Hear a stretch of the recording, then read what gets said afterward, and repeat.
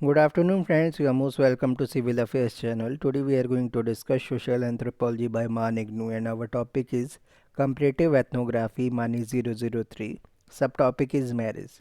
Contents are introduction part, theoretical part of which the ethnography, notes on love in a Tamil family is an example, description of the ethnography, intellectual context, field work, analysis of data, conclusion. How does the ethnography advance our understanding? Theoretical part of which the ethnography, Himalayan polyandry, structure, functioning and culture change, a field study of Johnsar Bauer is an example. Description of the ethnography, intellectual context, field work, analysis of data and conclusion. How does the ethnography advance our understanding? At the last we will discuss the summary. Learning objectives are after reading this unit you will be able to understand the concept of cross-cousin marriage in South India and polyandry among the Johnsar Bower. Introduction part. Throughout the world, marriage is an institutional arrangement between persons, generally males and females, who recognize each other as husbands and wife or intimate partners. Marriage is a human social institution and assumes some permanence and conformity to societal norms. Anthropologist William Stephens said marriages are socially legitimate sexual union begun with a public announcement undertaken with some idea of performance and assumed with a more or less explicit marriage contract which spells out reciprocal obligations between spouses and between spouses and their children. Stephens 1963. For the most part, these same normative conditions exist today, although many marriage-like relationships are not defined by everyone as socially legitimate, are not begin with any type of announcement, are not entered into with the idea of permanence, and do not always have clearly defined contracts written or non-written as to what behaviors are expected. Thus debate exists as to whether certain types of intimate relationships such as among same-sex partners or unmarried cohabitants are socially and legally recognized as marriage or families. Theoretical part of which the ethnography notes on love in a Tamil family is an example. Marriage and alliance have been central topics in ethnographic studies in anthropology, and the referred monograph, a profusely illustrated studies and is a significant contribution to anthropology and South Asian studies. The Dravidian kinship system, with its preference for cross-cultural, cross-cousin marriage, has been the subject of wide anthropological theorizing. Cross-cousin marriage is a romantic ideal in South India. Travick 1996. For Tamils, as Thomas Trotman and others show, the whole conceptual structure is as much in the language as in the actual behavior. An approach proposed by Margaret Travick is that the pattern itself is something like an art form that is perpetuated as any form of expressive culture. Moreover, it creates longings that can never be fulfilled, and so it becomes a web of unrelieved tensions and architecture of conflicting desires that are fundamental in interpersonal relationships of Tamils. Description of the ethnography, intellectual context. The monograph by Travick is a person centered ethnography in which she has attempted to present the notion of love in social scientific discourse, which was not treated as focal theme by earlier social scientists. Emotional love is primarily dealt with in the monograph, though it provides deeper insight into kinship patterns, terminologies, and bonding in South Indian families. It also explains how rational love is an enduring feature of filial interactions. In the ethnography, Travis illustrates the lives of women and children in the everyday context of life, the theme of intentional ambiguity as a means of understanding how multiple strands are woven into everyday life, drawing from experience, mythology, poetry, and most importantly, relationships with others, is drawn up and elaborated. In Travick's estimation, ambiguity is a fundamental quality of the Asian psyche. It is assumed to be an inherent part of the belief of the sacred and is an integral part of the communication system. Issues of relationships between caste group, which are an integral part of the Indian life, are also dealt within the association between the members of the family and their servants who belong to lower caste. Sri Ram and Chaudhary 2004. In her work, Travick has weaved together exegesis of an ancient Tamil poem and her fieldwork notes, or in other words, we can say that she combines classical Tamil poetry with her ethnographic details to analyze emotions and relationships in South India with a special emphasis to Tamil families. Travick is of the opinion that previous ethnographers, including idealist structuralists like Levi Strauss by way of Dumont, Louis Dumont, and culturalists like Kenneth David and Stephen Barnett, had presented distorted understandings of Tamil family and culture. Here in this monograph, Travick attempts to remove such shortcomings by rendering the ethnographer's relationship to her subjects and theoretical framework transparent. Samantha 1991. Travick met Pulavar S.R.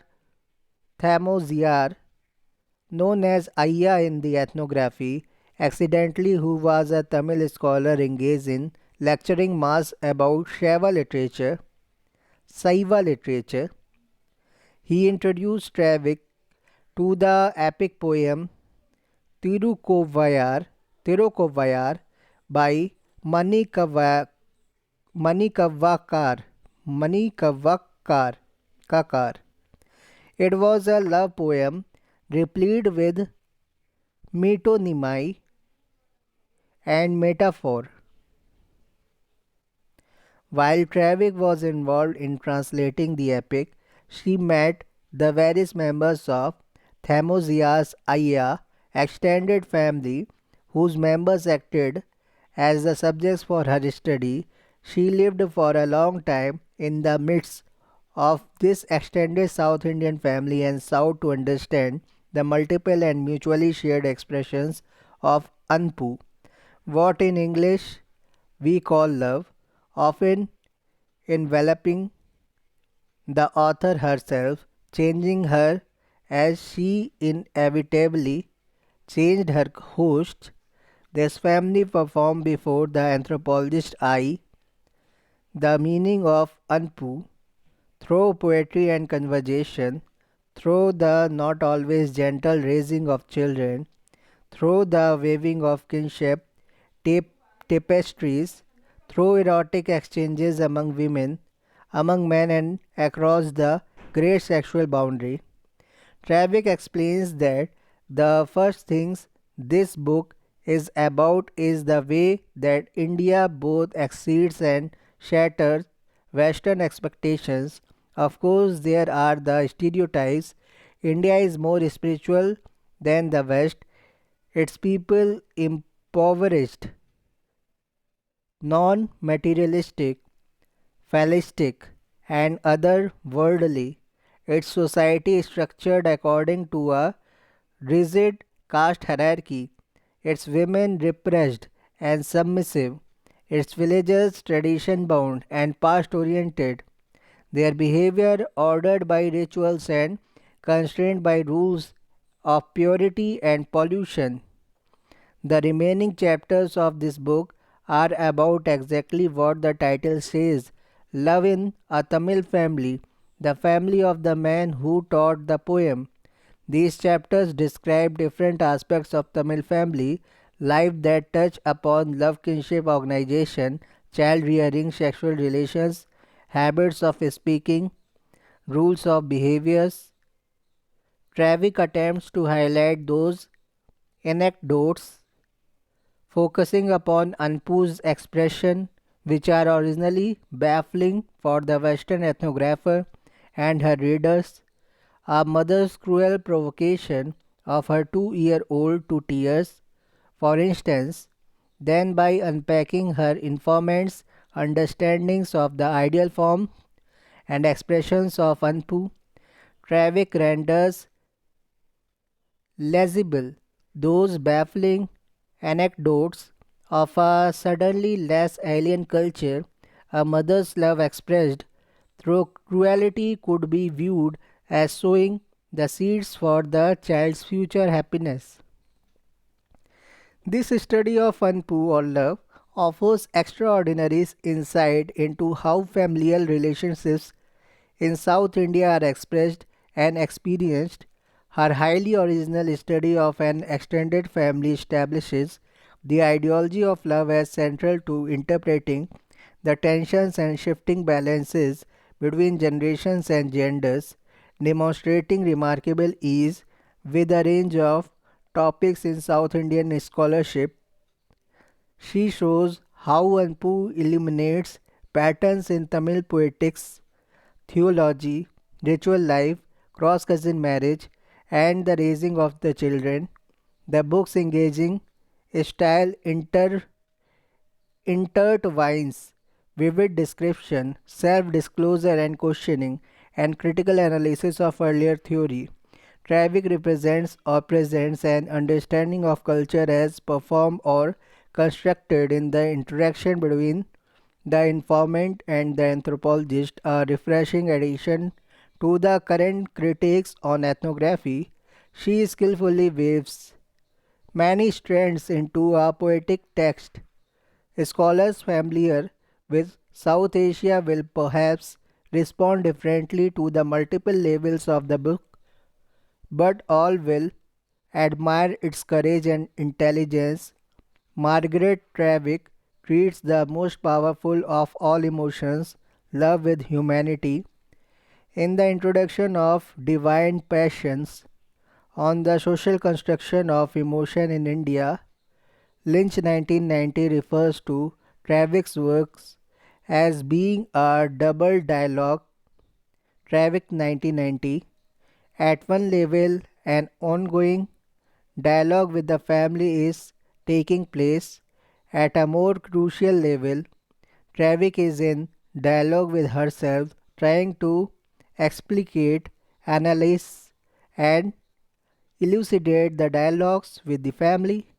It is possible to discern yet another level of communication in the book, that with the reader as she guides her audience to accompany her in the search for the reality as it unfolds before her. This dialogue is carried through till the end with skill and openness. Traffic does not set herself up to judge the pupil whom she lives with and becomes a part of. Sri Ram and Chaudhary 2004. Fieldwork. Traffic conducts her fieldwork in three phases. First phase of which was started in 1975 and continued till August 1976. The second phase was in 1980 and then third phase was in 1984. Traffic spent long period in the villages of Madras and Madurai while doing her fieldwork in South India.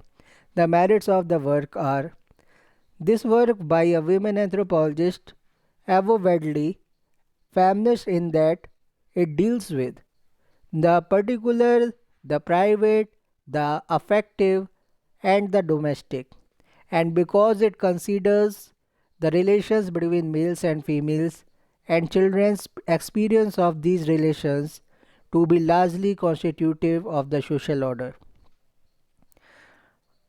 A deconstructionist approach forms the theoretical mainstay of Travick's interpretation of love Anpu, on the premise that meaning lies beneath its surface and obvious explanation. Samantha 1991. Travick seeks to understand Anpu, that is love, in terms of what it does, what directions it inspires and takes within her Tamil family. In other words, Anpu's meaning is found in its use. Too many people, the informational content of what they say is not nearly as important as the personal relationship they establish in saying it. And this relationship is established largely through indirection, hidden messages, subtle responses to context. Samantha 1991. Travik herself says the central topic of this book, in Tamil Anpu in English, love is a feeling, and my approach to the study of this feeling has been through feeling. I have tried throughout the course of my research and writing to remain honest, clear headed, and open minded, and to follow the dictates of reason and empirical observation in my description and analysis of the events I have sought to comprehend, but I have not attempted to be objective in the common sense of this term. I have never pretended to be disinterested or uninvolved in the lines of my informants, and I have never set my own feelings aside. Only by hiding them have I been able to learn the lessons that I try in this volume to pass on. Travik mentions that while searching for good informants, she mostly found two kinds: scholars who quoted to her from books, ordinary folks who couldn't understand what she wanted to know and were afraid of answering her abstract philosophical questions. She lived with Ayya's family for extended periods of time, along with her husband and sons. In addition, she carried out open ended but pre-arranged interviews with 150 other respondents to supplement the findings from Ayya's family. However, she also reiterates that she never formally interviewed anyone in Thamuzia's household. Travik's stay in Tamil Nadu with Ayya's family earlier was not with the intention of studying love and its diverse expression in India. Her primary interest was Tamil poetry and how it related to everyday life. Travik didn't use any interpreter to translate the responses of her respondents. Perhaps due to this, Travik was able to get integrated with Thamuzia's family. Her familiarity with Tamil would also have helped her understand the nuances emerging from the discourse that she observed was involved in. As Travik says, speaking of Aya's inability to communicate with others when he visited America so that she acted as interpreter, I learned the powers of an interpreter then and was glad I never had one in India. The temptation to edit things people said to each other was sometimes very great. It is precisely this feature that produces the consciously dialogical framework. However, it appears from the ethnography that Travik is not an impartial observer. She is very much a part of what is happening around her.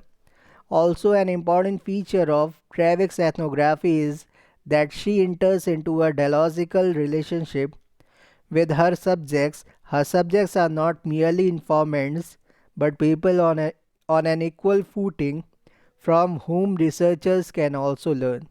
When Travis introduces the family to the readers, she also includes her son and herself in the introduction, a subtle inclusion but a significant instance in the political implication of doing research in the field.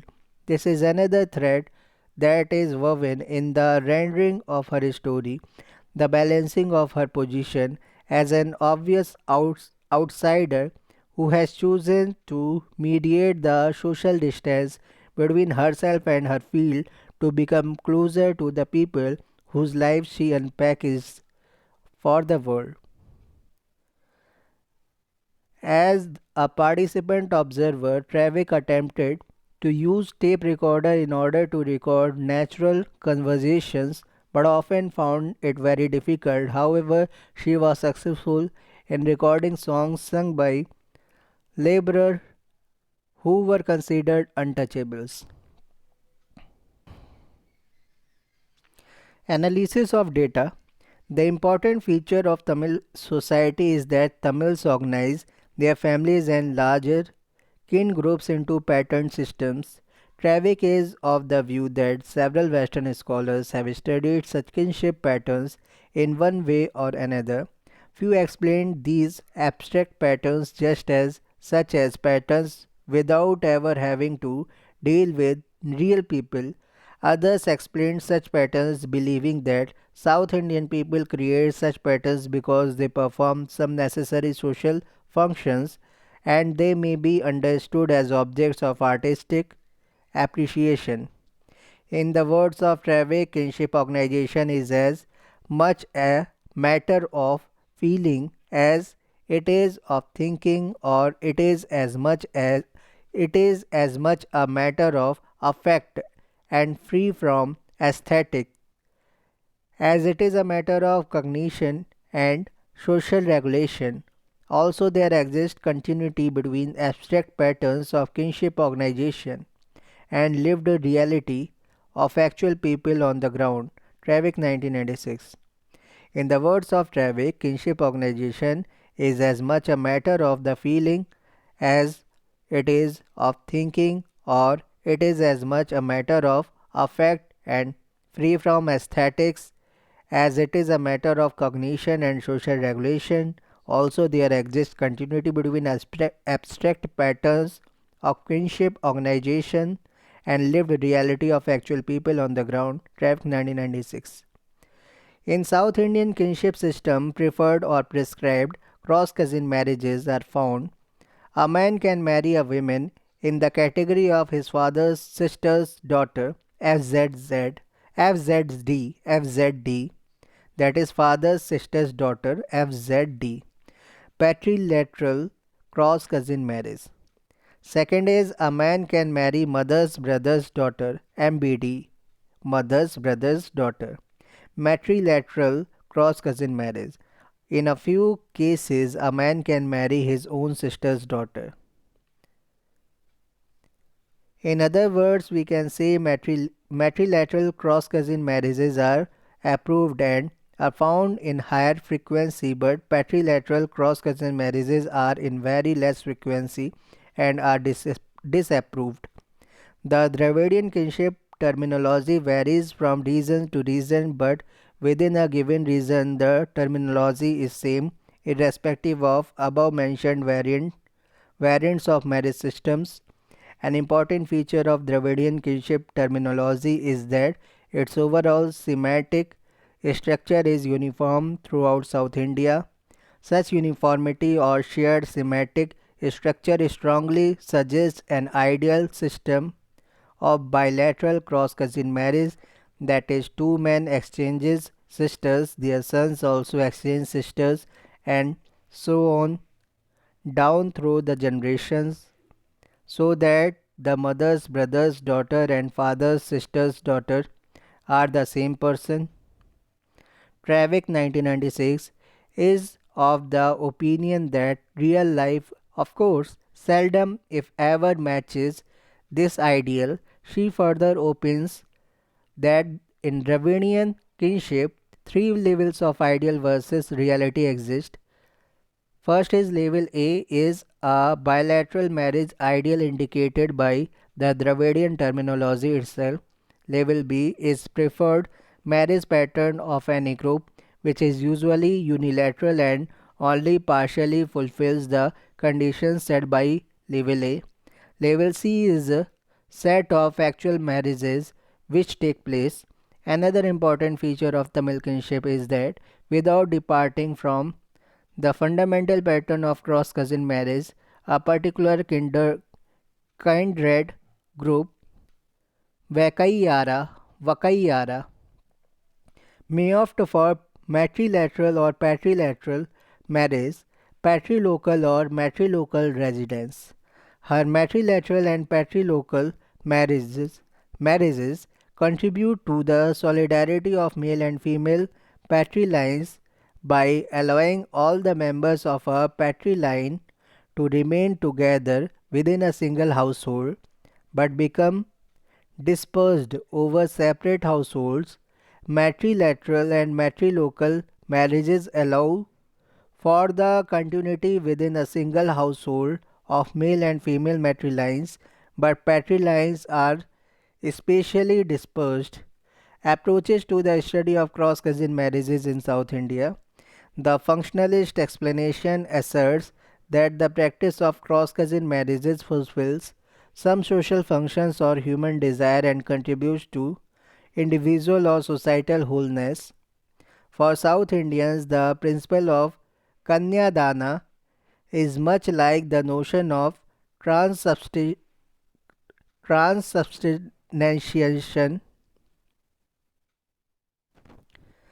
Let's repeat that. For South Indian, the principle of Kanyadan is much like the notion of transubstantiation of a woman's bodily substance to that of her husband at marriage.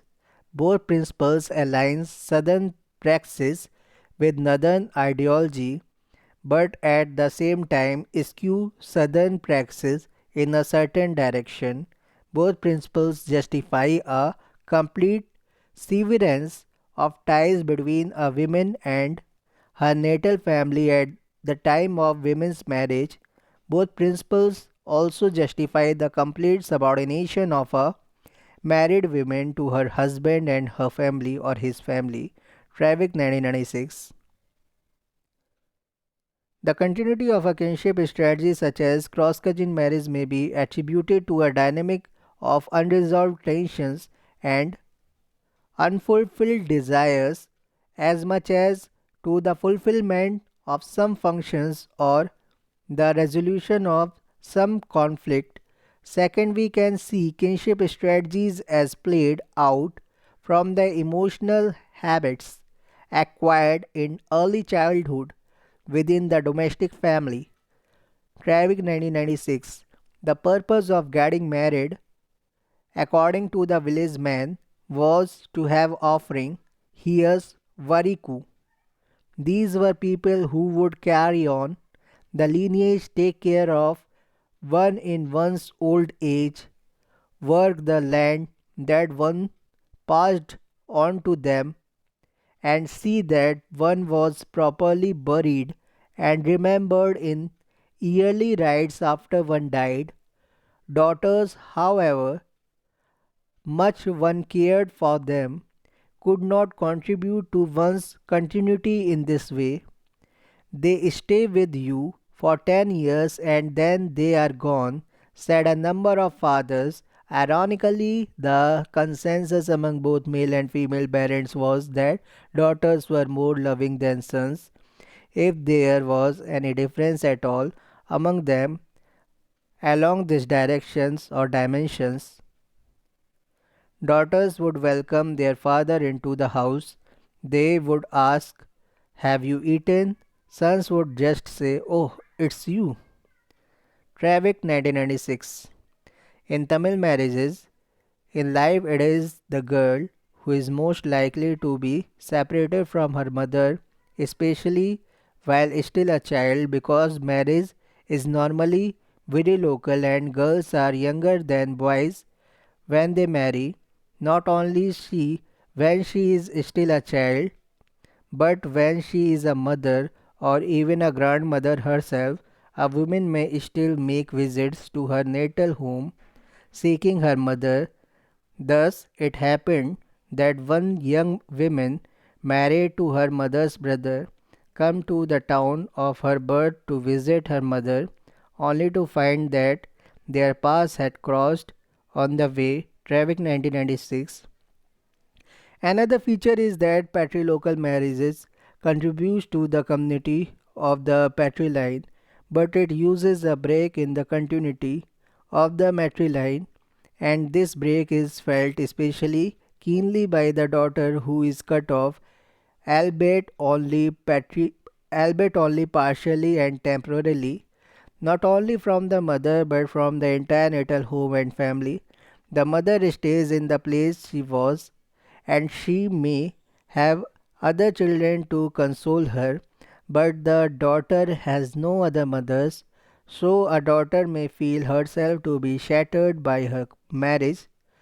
Conversely, a return to the mother's home may be felt by the daughter as a reuniting of herself with herself.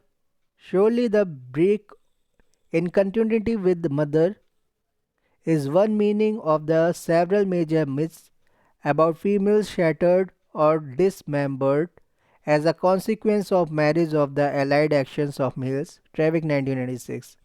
Conversely, a return to the mother's home may be felt by the daughter as reuniting of herself with herself.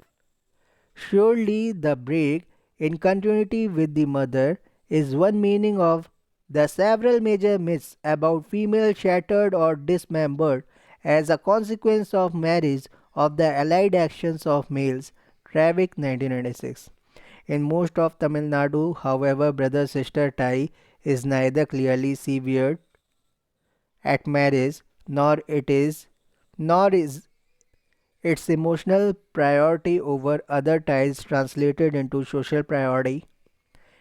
The blood bond remains and is effectively the strongest bond, but the martial bond is supposed to take precedence over it in cases where the two bonds conflict. Traffic 1996. Meanwhile, the nature of the bond between spouses is vague, neither clearly hierarchical nor clearly egalitarian. On the one hand, the ideal of chastity and devotion to the spouse is entirely a female ideal, entailing a wife's subordination to her husband. On the other hand, it is not unusual to find men espousing a feminist point of view on this matter.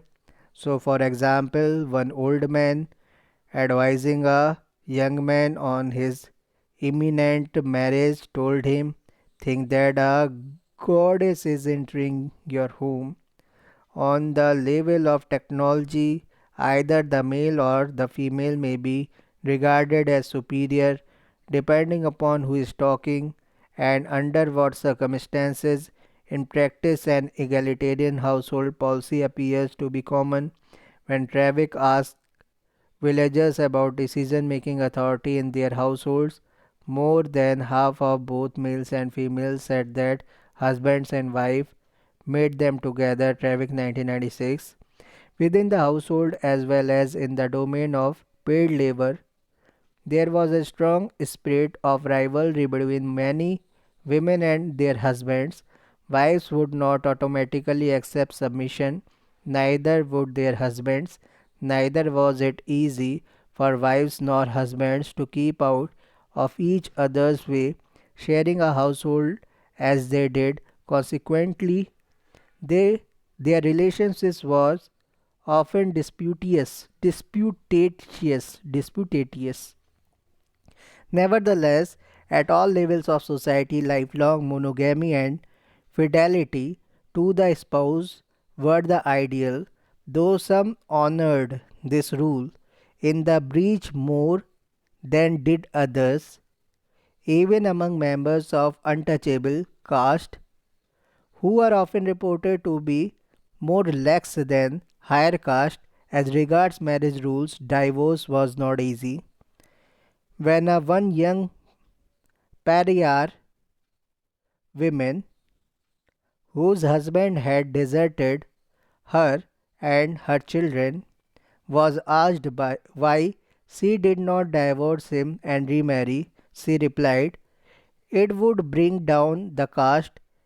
Others of the community concurred. Traffic 1996. Let us repeat this. Within the household as well as in the domain of paid labor, there was a strong spirit of rivalry between many women and their husbands. Wives would not automatically accept submission, neither would their husbands. Neither was Neither was it is easy for wives nor husbands to keep out of each other's way, sharing a household as they did. Consequently, their relationship was often disputatious. Nevertheless, at all levels of the society, lifelong monogamy and fidelity to the spouse were the ideal, though some honored this rule in the breach more than did others, even among members of untouchables caste, who are often reported to be more lax than the higher caste as regards marriage rules. Divorce was not easy. When a one young pariah woman whose husband has deserted her and her children was asked why she did not divorce him and remarry, she replied, I would, yeah, it would bring down the caste. Others of the community concurred. Travick, 1996. Conclusion. The Thamosias family described by Travick in the ethnography is characterized by the kinds of kin networks assumed to be typical of southern India. In many South Indian families, cross cousin marriage is desirable.